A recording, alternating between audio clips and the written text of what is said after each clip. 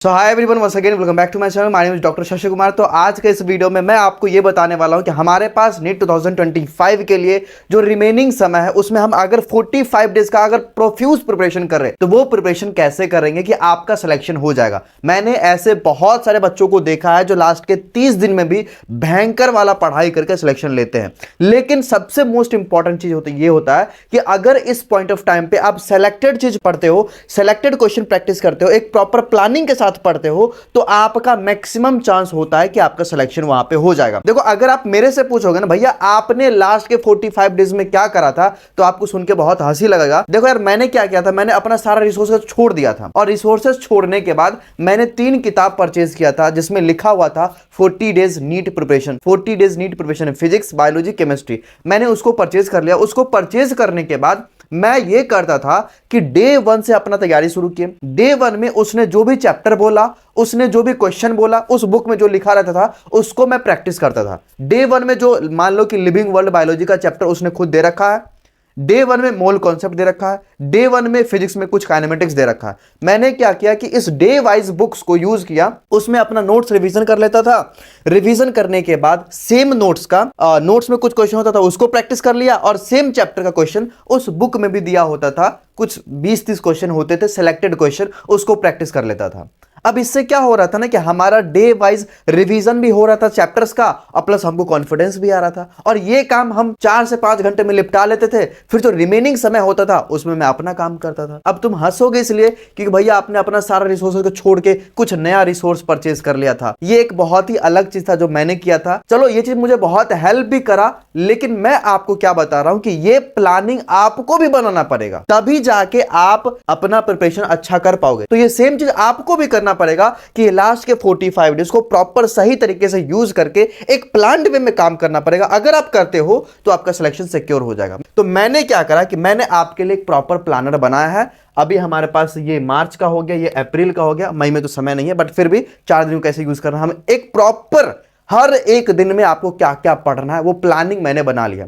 अगर इस प्लानिंग को यहां पे हम समझाएं तो बहुत समय लग जाएगा।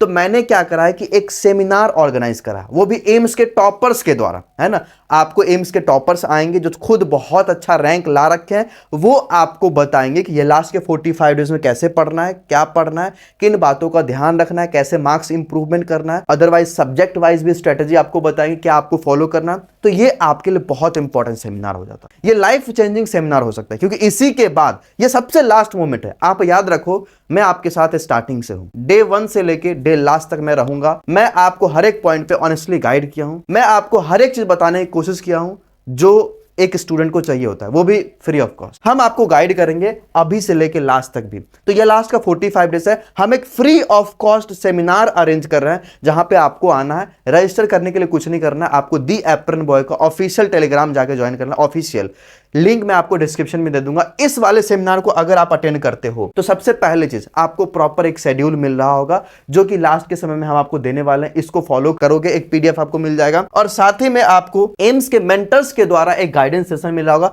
या मैं खुद भी होऊंगा, ऐसा नहीं कि मैं नहीं रहूंगा, मैं खुद भी रहूंगा। मैं आपको अल्टीमेट 45 डेज में क्या क्या करना है वो सारी चीजें आराम से समझाएंगे, बस आपको फॉलो करना है। ये सेमिनार भैया कब होने वाला है, तो 7 तारीख को 7 बजे ये सेमिनार होने वाला है। आपको आना है। एनी हाउ कमेंट्स में लिखो कि भैया मैं उस सेमिनार में प्रेजेंट रहूंगा। मैं अभी से आपको लिख के दे रहा हूं कि मैं उस दिन प्रेजेंट रहूंगा। आप अभी जाके अपना सीट बुक कर लो, टेलीग्राम ज्वाइन करके रखो क्योंकि लिमिटेड ऑडियंस हमारे पास रहेंगे। ये मेंटोर मी का भी टेलीग्राम आप ज्वाइन करके रखना और हमारा दी एप्रन बॉय वाला भी ज्वाइन करके रखना। तो ये 45 डेज का प्रॉपर डे वाइज प्लानर होगा। आप देख सकते हो ये डे वाइज मैंने पूरा बना रखा है। आपको यहां पे दिख नहीं रहा होगा मुझे पता है, बट आपको उस दिन सब कुछ दिख जाएगा। तो आपको आना है, रजिस्टर कर लेना। और साथ ही में हम आपको अभी ये बता रहे हैं ये 45 डेज हमारे लिए इंपॉर्टेंट क्यों होगा, कैसे हम इसमें तैयारी करेंगे। देखो, ओवरव्यू दे रहा हूं। एनसीईआरटी सबसे इंपॉर्टेंट रिसोर्स हो जाता है। इस पॉइंट ऑफ टाइम पे कुछ भी तुम इधर उधर कर रहे थे अब मत करना। आपसे रिक्वेस्ट कर रहा हूं कि अब आप एक्स्ट्रा रिसोर्सेज के पीछे मत भागना। ये समय बहुत इंपॉर्टेंट है एनसीईआरटी पे काम करने के लिए। आपने पहले बहुत लेक्चर्स देखा, आपने पहले बहुत अलग अलग बुक्स पढ़े हैं, लेकिन एटलीस्ट अभी आप एनसीईआरटी पे काम करो। एनसीईआरटी लिटरली बहुत इंपॉर्टेंट, तुम किसी भी टॉपर से पूछ लोगे ना वो हमेशा यही बोलेगा कि एनसीईआरटी भैया एनसीईआरटी।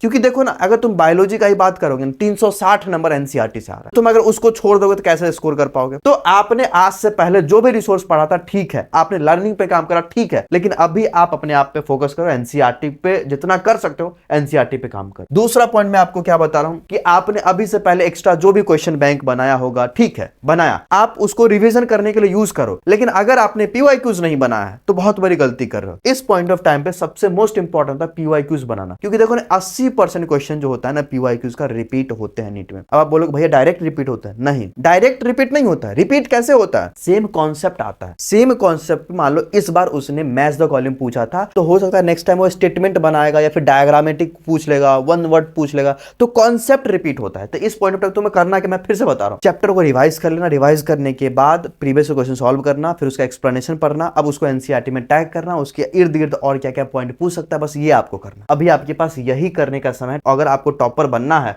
तो ये करना पड़ेगा। नेक्स्ट पॉइंट है फिजिक्स के लिए न्यूमेरिकल और फॉर्मूला पे काम करो। फॉर्मूला सीट मैंने आपको दे दिया है, टेलीग्राम पे जाके ले लेना, क्लास 11 क्लास 12 का प्रिंट आउट निकलवा लेना। तो गाइज मैं आपको अभी बता रहा हूं कि ये जो फॉर्मूला सीट है इसको आप कैसे यूज करोगे। तो आपको करना क्या है कि जो भी 45 डेज वाले चैलेंज में आपको जो चैप्टर जो दिन मिलेगा उस चैप्टर का आप फॉर्मूला सीट एक बार देखोगे, और इसमें वो कौन कौन से फॉर्मूलाज है जो बहुत इंपॉर्टेंट है उसको एक बार आप देखोगे, और उसके रिलेटेड अगर आपके पास कुछ क्वेश्चन होगा तो वो आप सॉल्व करोगे, नहीं तो मैं आपको खुद भी क्वेश्चन प्रोवाइड करूंगा तो वो आप सॉल्व कर सकते हो। ये फॉर्मूला सीट को आप रेगुलर इंटरवल पे रिवीजन भी करते रहना, और साथ में आप कोशिश करोगे एग्जामिनेशन से एक दिन पहले भी रिवाइज करने का, तो वो भी आप कर सकते हो। इसमें ये क्लास 11 का फॉर्मूला सीट है, इसमें आपको सारे 11 के फॉर्मूलाज मिल जाएंगे, तो बहुत इंपॉर्टेंट रिसोर्स हो सकता है ये आपके लिए।